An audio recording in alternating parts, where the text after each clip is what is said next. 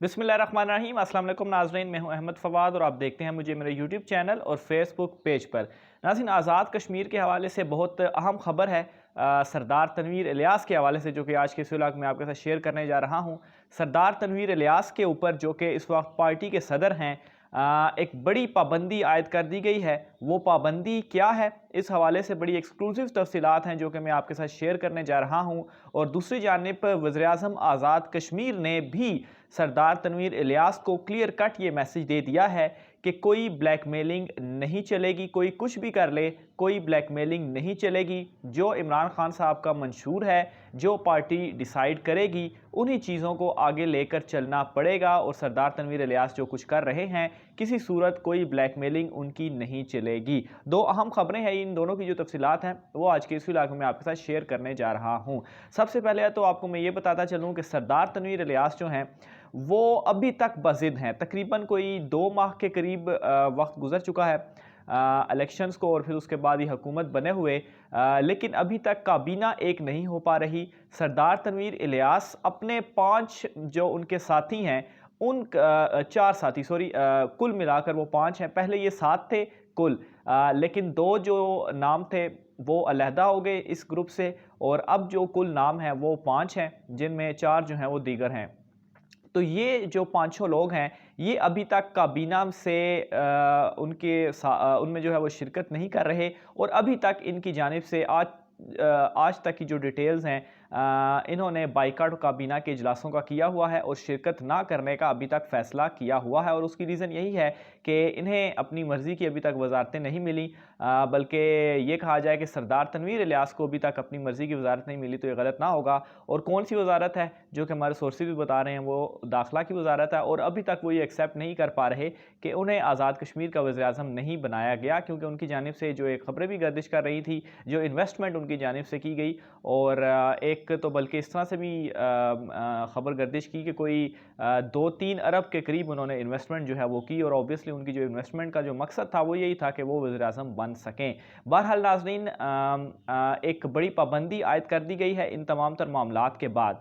पाबंदी क्या है? सबसे पहली चीज़ तो जो हमारे सोर्सेज बता रहे हैं कि सरदार तनवीर इलियास जो तमाम तर मामलात थे वो F8 में बैठ कर चला रहे थे। F8 ऑब्वियसली उनका सेंटोरस मॉल भी है, वहाँ पर उनका अपना दफ्तर भी है, तो वहाँ से बैठकर सारी चीज़ें जो है वो चला रहे थे, जिस पर उन्हें ये कहा गया है कि वो वज़ीर हैं सीनियर और उनका अपना दफ्तर है। ऑब्वियसली जो उनके पास वजारत है, तो वजारत के दफ्तर में बैठकर काम करें। तो एक तो ये चीज़ उन्हें कह दी गई है कि वो वहाँ पर जो है वो अब F8 से मामलात जो है वो ना चलाएं। और ऑब्वियसली एक जो अभी तक सोर्सेज हमें बता रहे हैं, इस हवाले से अभी तक कंफर्म तो उस तरह से इतलात नहीं आई, लेकिन जो हमारे अंदरूनी ज़राए हैं वो ये दावा कर रहे हैं कि ये पैगाम उनको दिया गया है। और ऑब्वियसली एक एम्बेरसमेंट भी है सरदार तनवीर इलियास के लिए कि एक तो वो पार्टी के सदर भी हैं, फिर सीनियर वज़ीर भी हैं। अगर उन्हें इस तरह से कहा गया है तो ऑब्वियसली ये एक बिग एम्बेरसमेंट भी है, और सरदार तनवीर इलियास को एक सोचने की बात भी है कि उनकी पोजीशन क्या है इस वक्त पार्टी में, कि अगर इस तरह का उन्हें पैगाम दिया जा सकता है तो वो फिर अपनी वैल्यू समझ लें कि उनकी पार्टी के अंदर इस वक्त की वैल्यू क्या है।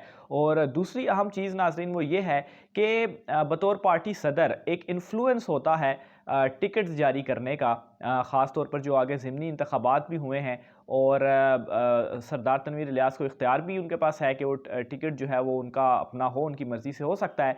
लेकिन नाज़रीन यहाँ पर भी ये भी उनके ऊपर एक पाबंदी, या अगर ये कहा जाए कि एक डमी सदर हैं वो इस वक्त आज़ाद कश्मीर में पार्टी के।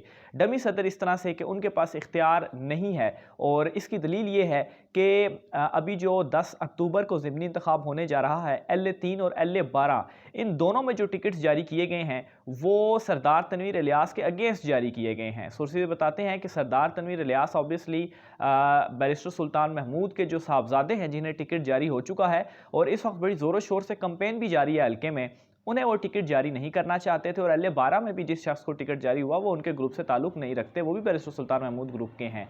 तो बैरिस्टर सुल्तान महमूद से तो उनकी पहले दिन से ही मुखालफत चली आ रही है, तो ऑब्वियसली वो नहीं चाहते थे कि LA3 में उनके बेटे को टिकट जारी हो। तो वो सदर भी थे, लेकिन उसके बावजूद सरदार तनवीर इलियास के पास सदारत होने के बावजूद टिकट जो है वो उन्हीं को जारी हुआ, यानी कि मामलात कहीं और से हैंडल हो रहे हैं। और सरदार तनवीर इलियास इस वक्त सिर्फ़ और सिर्फ डमी पार्टी सदर जो हैं वो बने हुए हैं। और दूसरी सबसे अहम बात यह है नाजरीन कि अभी तक सरदार तनवीर इलियास की जानिब से कोई किसी तरह की कंपेन नहीं की गई, और ये भी इस चीज़ को साबित करती है, इस चीज़ के हवाले से जो है वो इशारा करती है कि सरदार तनवीर इलियास खुश नहीं है कि जिस तरह से बैरिस्टर सुल्तान महमूद के साहबजादे को टिकट जो है वो जारी हुआ, और इसी वजह से अभी तक उस हलके में सरदार तनवीर इलियास नहीं गए, कोई जलसा नहीं किया। बतौर पार्टी सदर देखा जाए तो उनकी रिस्पॉन्सिबिलिटी है कि वो अपने लोगों के पास जाएं, और जिस तरह से अभी L3 के हवाले से ही ये खबर भी सामने आई है कि एक अहम जो मुस्लिम लीग नून का वहाँ पर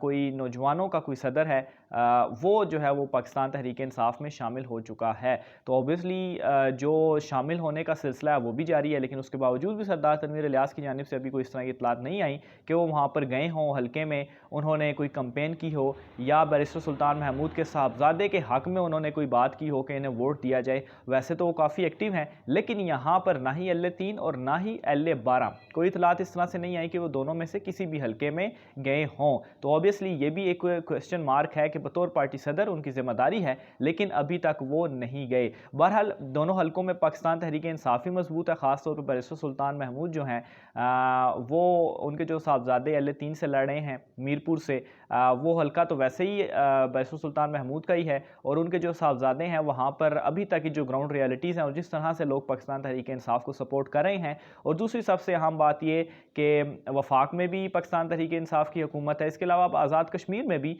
बड़ी भारी अक्सरियत के साथ पाकिस्तान तहरीक इंसाफ की हुकूमत है। तो इसमें कोई सवाल ही नहीं है कि L3 में बैरिस्टर सुल्तान महमूद के साहबजादे ना जीतें। जहाँ तक बात है L12 की, तो वहाँ पर जो चौधरी यासीन साहब हैं वो जीते थे इलेक्शन, और पीपल्स पार्टी के वो सदर भी हैं अब आज़ाद कश्मीर के। और दूसरा ये कि वो बड़े तगड़े उम्मीदवार हैं, लेकिन तगड़े उम्मीदवार होने के बावजूद भी वो हल्का चौधरी यासीन साहब जो हैं उनके हाथ से निकलता हुआ दिखाई दे रहा है, और पाकिस्तान तहरीक इंसाफ ही वहाँ पर फेवरेट है। बहरहाल दो अहम चीज़ें हैं, एक तो सरदार वज़ीर-ए-आज़म आज़ाद कश्मीर सरदार अब्दुल क़य्यूम नियाज़ी साहब की जानिब से क्लियर कट पैगाम दिया गया है कि सरदार तनवीर इलियास को कि किसी तरह की कोई ब्लैकमेलिंग नहीं चलेगी। और गुज़श्ता दिन जो है वो उनका एक इंटरव्यू हुआ जिसकी अपनी काफ़ी सारी जो तफसीलात हैं वो मैं अपने गुज़श्ता व्लॉग में बता भी चुका हूँ। उनकी जानिब से ये कहा गया है, उनसे ये सवाल हुआ कि पार्टी के अंदर जो इख्तलाफात या ये जो सारे मामलात वगैरह चल रहे हैं, तो इस पर उनका यही रिएक्शन था कि कोई किसी तरह का कॉम्प्रोमाइज़ नहीं होगा। वज़ीर-ए-आज़म इमरान खान साहब उनके साथ हैं, और वज़ीर-ए-आज़म इमरान खान साहब उनको बैकअप कर रहे हैं, और कोई सूरत नहीं है कि कोई शख्स उन्हें ब्लैकमेल कर सकें। और इसकी वजह भी यही है कि इमरान खान साहब उन्हें फुल सपोर्ट कर रहे हैं। और ये पैगाम भी है इनडायरेक्टली सरदार तनवीर इलियास के लिए कि इमरान खान साहब जो हैं वो सरदार अब्दुल क़य्यूम नियाज़ी के साथ खड़े हुए हैं, और जो उनका मंशूर है वो उसी को लेकर चलेंगे, किसी तरह की ब्लैकमेलिंग में वो नहीं आएंगे। और ये मैसेज सरदार अब्दुल क़य्यूम नियाज़ी वज़ीर-ए-आज़म आज़ाद कश्मीर की जानिब से दे दिया गया है। बहरहाल नाज़रीन, इस हवाले से मज़ीद जो भी अपडेट्स होती हैं वो भी आपके साथ शेयर करते रहेंगे। अपनी राय का इज़हार कमेंट बॉक्स में लाजमी कीजिएगा। आज के व्लॉग से इतना ही, मुझे इजाज़त दीजिए। अल्लाह हाफ़िज़।